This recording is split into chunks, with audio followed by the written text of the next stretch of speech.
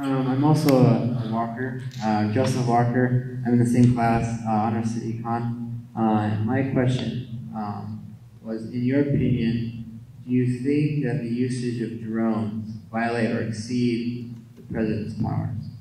Are you talking about the use of the drones in Pakistan and Afghanistan? Yeah. So there's been a lot of War Power Act issues that have been raised in the context of the war on terrorism, which has been the framework within which that is being conducted.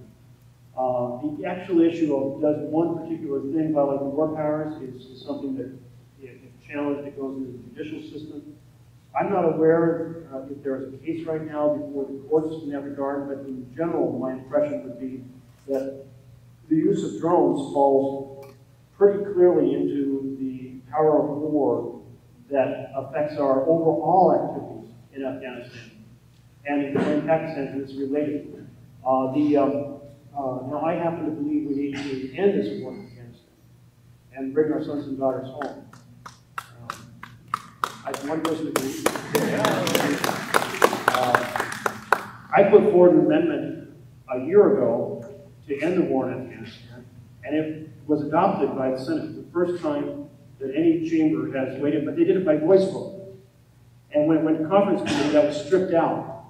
So this year, I had another amendment, and it basically, and again, I had a Republican partner, in this case, Mike Lee of Utah.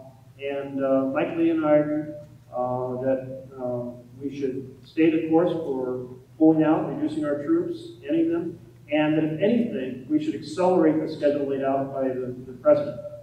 And this time I demanded a recorded vote. And you had almost 2/3 of the Senate voted in favor of it, including a whole block of Republicans. It went to conference, and it survived conference, and it's now been signed by the President of the United States.